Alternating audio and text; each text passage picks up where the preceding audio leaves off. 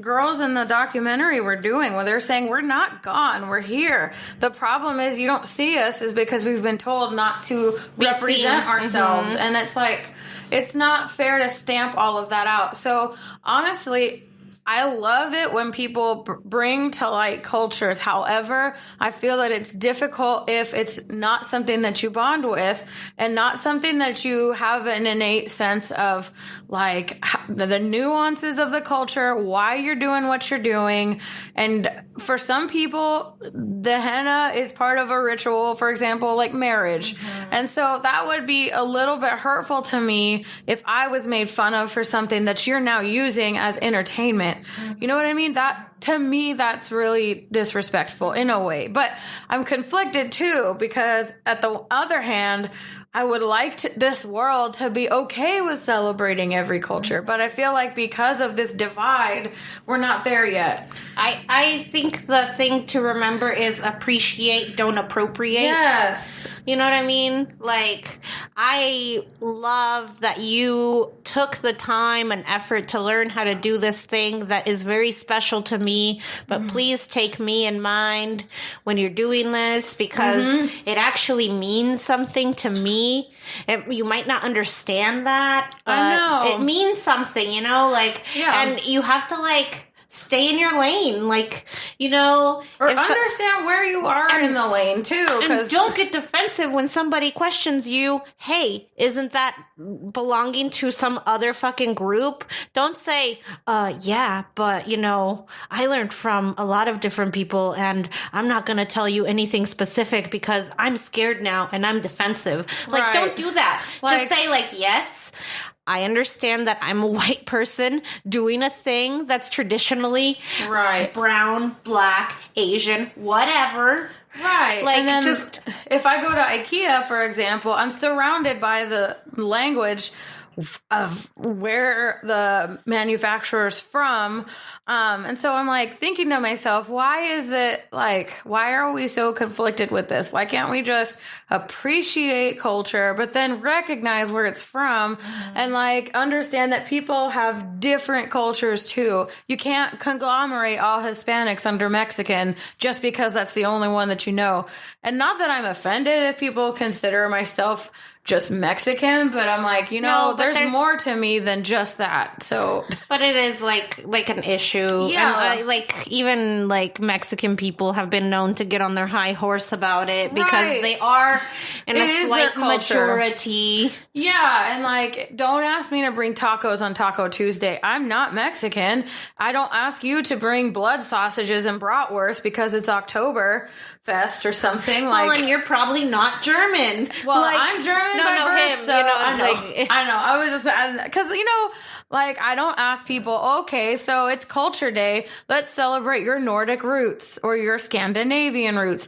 Honest to God, I don't know anything about any of those cultures. So I would appreciate it a little to learn about it too. Like, hey, tell me more about what you know. You know, it'd be funny if we were like for me, because I'm like, kind of like a bitch, I'd be like, okay, everyone, today's like Nordic Appreciation Day. For real, we're gonna watch Thor, so I'm gonna give you a bunch of made-up trash. Dude, after people started asking me to continuously bring Mexican food into work, I was like, I'm gonna have some ethnic food tonight. It's a joke. Like, obviously this was between friends. Did you bring like tacos, or did you bring macaroni? Macaroni and cheese. And then my friend was like, how is that ethnic? I'm like, you don't understand because you're the majority, but your food is ethnic to me. So, because you're an ethnicity, just like I am. You're just different, that's all. So understand that when you say ethnic cuisine, yours is also ethnic. Your cheeseburgers and stuff is ethnic. What even is the definition of ethnic? I feel like an ethnicity is, you're defined first by your race, whether you're Black, Asian, or Caucasian. Then you have your ethnicity. So, like, whether you're Hispanic, and Hispanics fall into Black, white, and Asian. I don't identify as Hispanic. I mean, that's also a gigantic misunderstanding because there's Latinx, Hispanic, there's a bunch of stuff going on. And then at the same time, like there in areas of Peru, there's a high concentration of the Asiatic Peruvians. And so it's like, we're not just going to fit in that little box. There's more to it than that. But whatever. Who decided? Someone probably related to Christopher Columbus, who was not even named Christopher Columbus, by the way. What was his name? I think it was Cristobal Colombo or something. Like, he's literally from Spain. Cristobal Colón. Culon. Oh, Culon. Culon means, like, big ass. It's like ass-delicious. Bootylicious. Bootylicious. Thanks for getting sandwich products, husband of mine. We're going to have some ethnic lunches, ham and cheese on bread. The Earl of it's Sandwich Italian. invented those. The what? The Earl of Sandwich. Yeah, but I mean, I don't, my Puerto Rican sandwiches, because every culture I feel like has some form of breading with meat in it or something. But you didn't name it. You know, it's not named after something. Right. I don't know. It's Well, so crazy. Have chocolate. Oh my yes, god. I need chocolate. I'm dying. Are you allowed to have chocolate after your surgery? Yeah, just in small amounts, because anything that I ingest has got to be nutritiously sound. So I just can't put, like, I don't know, like crackers, and that's all I eat. Even if it's 300 calories worth of crackers, it's not calories well spent because it's not full nutrition. So Wait, do you want to talk about your surgery? oh, have I talked about, I'm Not starting really. to forget what we talk about sometimes, but I am in the process of getting bariatric surgery, the sleeve gastrectomy, and oh my God, it's been a long, arduous process of, let's poke and prod you and make sure your body is fine. Turns out I'm fine. I'm low iron and low calcium, and both of which cause issues with teeth. And then I also have sleep apnea, which is dramatically increased because I've looked at my readings and everything. The higher the pollen count, the worse my readings are. So I feel like it is tied to my asthma and my seasonal allergies, because the other night I was reading at like a 2, whereas last night it was 0.2, right? What's the numbers mean? I don't get it.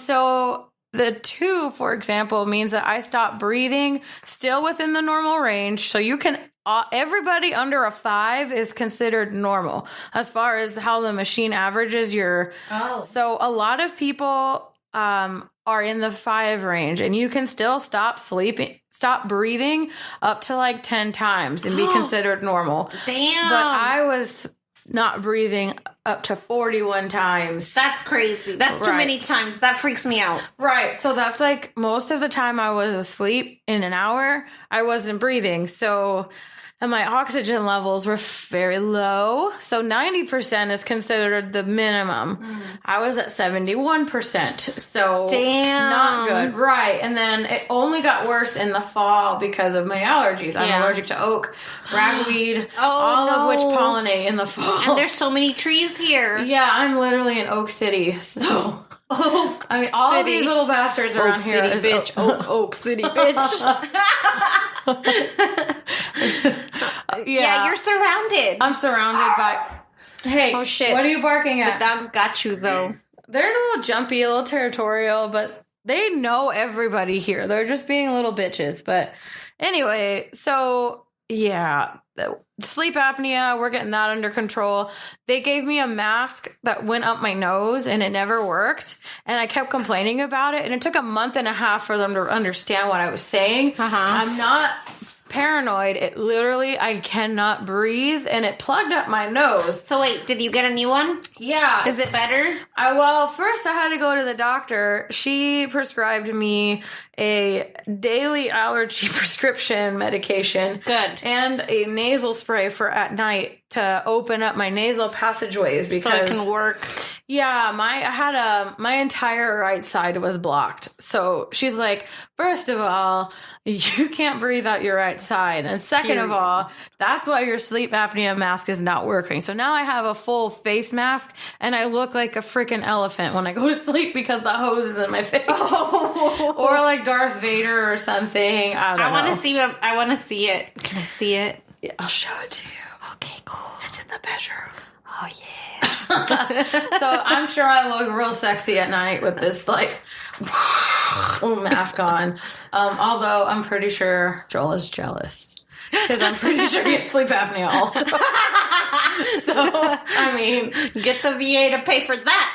No, I'm just kidding. I'm just saying he's got a deviated septum, so that's item number 1. I know. I mean, I've seen him and his obsession with the breathing strips.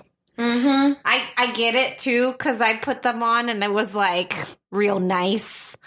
Yeah, I mean they are nice. Yeah, no, I have an obsession with breathing too. At night before I go to bed, I get the Vaporu and I just put it in my nose. Yeah.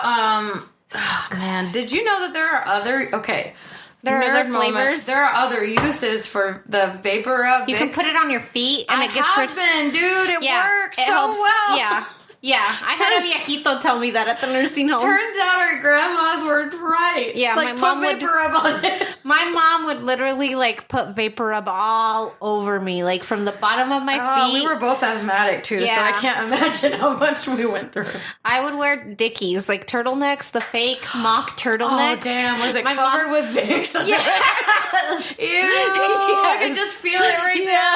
Oh. Like if it's hot, she would like lather me up and throws a Dickie on me, and then put a little vest or a shirt on top to make sure it stayed on. It was for aesthetics. Oh, I looked like a nerd every day of my life. I had matching sweatshirts and sweatpants.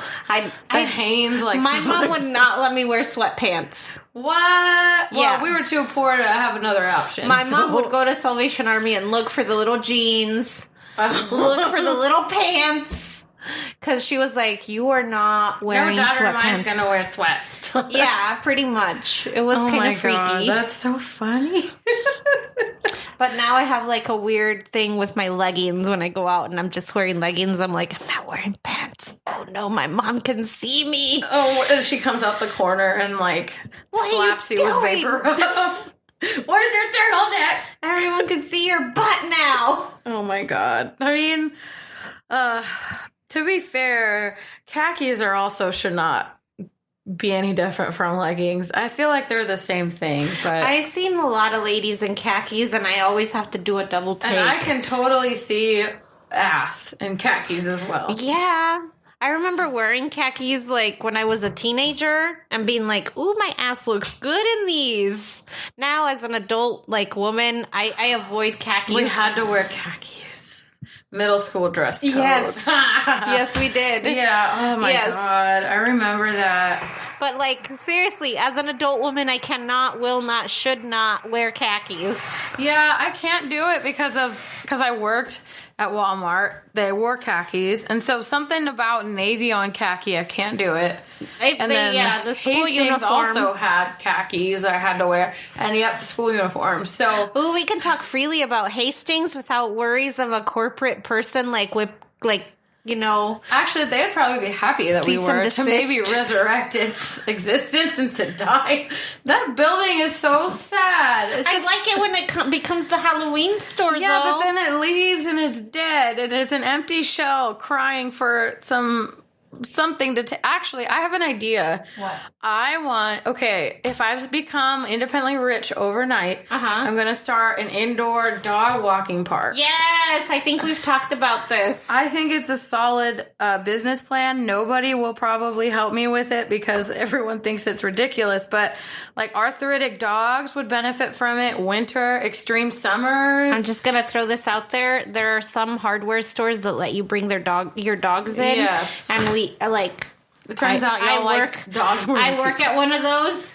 Yeah. And there's one person who brings their dog in like every day of the winter. Right. Every day of the winter, that guy would be walking like he says he did 2 laps.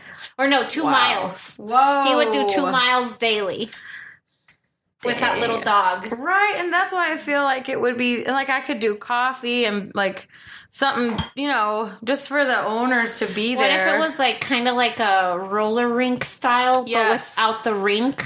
And in the middle you have, like a path or something. Or even, like the path is in a